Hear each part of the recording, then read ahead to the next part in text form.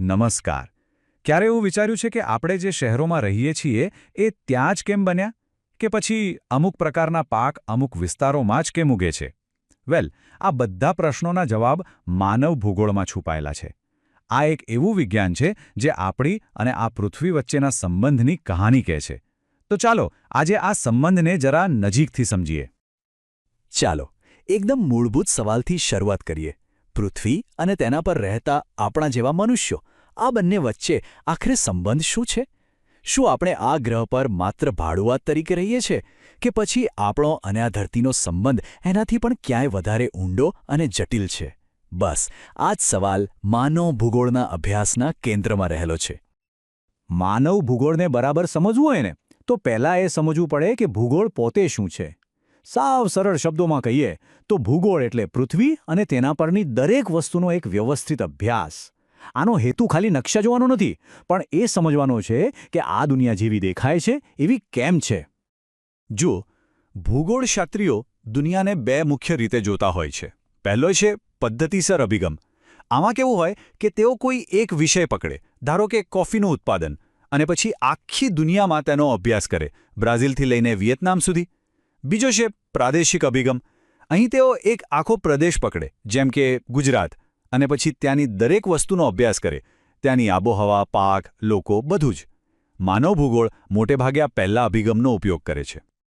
તો હવે આવીએ આપણા મુખ્ય વિષય પર. આખરે આ માનવ ભૂગોળ છે શું? સાવ સાદી ભાષામાં કહીએ તો તે પૃથ્વી અને મનુષ્ય વચ્ચેના સંબંધોનો અભ્યાસ છે. તો અહીં મુખ્ય મુદ્દો એ છે કે માનવ ભૂગોળ માનવી અને પ્રકૃતિ વચ્ચેના સતત બદલાતા સંબંધો પર ધ્યાન આપે છે. આ કોઈ સ્થિર સંબંધ નથી, ખરું ને? આપણે પર્યાવરણને અનુકૂળ થઈએ છીએ અને સાથે સાથે પર્યાવરણને બદલીએ પણ છીએ. અને બસ આ જ પ્રક્રિયામાંથી આપણી સંસ્કૃતિઓ, આપણા સમાજો અને આપણી જીવનશૈલીનો જન્મ થાય છે. આ ક્ષેત્રના એક મોટા વિદ્વાન ફ્રેડરિક રેડઝેલે એક બહુ મહત્વનો શબ્દ વાપર્યો: સંશ્લેષિત અભ્યાસ. આનો મતલબ શું? ચાલો એક ઉદાહરણ લઈએ. જ્યારે ચા બને ત્યારે આપણે પાણી, ચા પત્તી અને ખાંડને અલગ અલગ નથી જોતા, બરાબર ને? આપણે ત્રણેયના મિશ્રણથી બનેલી ચાને જોઈએ છીએ. બસ એ જ રીતે રેડઝેલ કહે છે કે આપણે માનવ સમાજ અને કુદરતને અલગ અલગ નહીં, પણ એ બંનેના મિશ્રણથી જે વાસ્તવિકતા બને છે તેને સમજવી જોઈએ.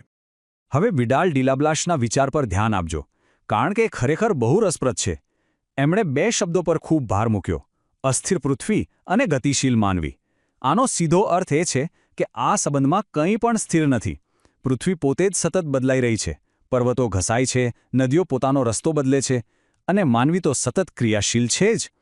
એટલે આ બંને વચ્ચેનો સંબંધ પણ એક નદીના પ્રવાહ જેવો છે, જે હંમેશા બદલાતો રહે છે. અને એલેન સેમ્પલ આ વિચારને એક ડગલું આગળ લઈ જાય છે. તેઓ કહે છે કે માનવ ભૂગોળ એટલે શું? તો કે પૃથ્વીને ચલાવતા ભૌતિક નિયમો, જેમ કે ઋતુઓનું ચક્ર, અને એ નિયમોની અંદર રહીને આપણે જે કંઈ પણ પ્રવૃત્તિઓ કરીએ છીએ એ બંનેને જોડતું જ્ઞાન. ચાલો તો હવે આ વિષયના એકદમ મૂળભૂત ખ્યાલ તરફ આગળ વધીએ, જે છે પર્યાવરણ અને માનવ સમાજ વચ્ચેની દ્વિમાર્ગી આંતરક્રિયા. અહીં જુઓ, એક તરફ છે જંગલ અને નદી. આ થયું કુદરતી પર્યાવરણ. તે નક્કી કરે છે કે અહીં જીવન કેવું હશે. પણ પછી આવે છે માનવી. એ જંગલ સાફ કરીને ખેતરો બનાવે છે, ગામ વસાવે છે. આ છે સાંસ્કૃતિક પર્યાવરણ. આ સંબંધ છે ને એ વન વે નથી. જેમ કુદરત આપણને આકાર આપે છે એમ આપણે પણ કુદરતને આપણી જરૂરિયાત પ્રમાણે બદલીએ છીએ. આ સતત ચાલતી આપ-લેની પ્રક્રિયા જ માનવ ભૂગોળનો પાયો છે. તો જ્યારે આપણે કુદરતી અથવા તો ભૌતિક પર્યાવરણની વાત કરીએ ત્યારે એમાં શું શું આવે? એમાં આ બધા તત્વોનો સમાવેશ થાય છે. જમીન કેવી છે, પાણી કેટલું ઉપલબ્ધ છે, કયા ખનિજો મળે છે, અને આબોહવા કેવી છે. આ બધી બાબતો નક્કી કરે છે કે કોઈ જગ્યાએ જીવન કેવું હશે. અને પછી આવે છે બીજી બાજુ, એટલે કે सांस्कृतिक पर्यावरण. આ બધું જ.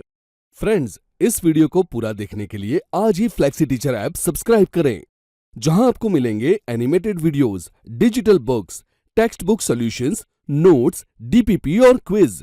और हाँ, flexi teacher app mobile, TV और कंप्यूटर पर अवेलेबल है. और अगर आपके पास इंटरनेट नहीं है तो तुरंत ऑफलाइन सेट टॉप बॉक्स के लिए संपर्क करें. Flexi teacher, the one you needed.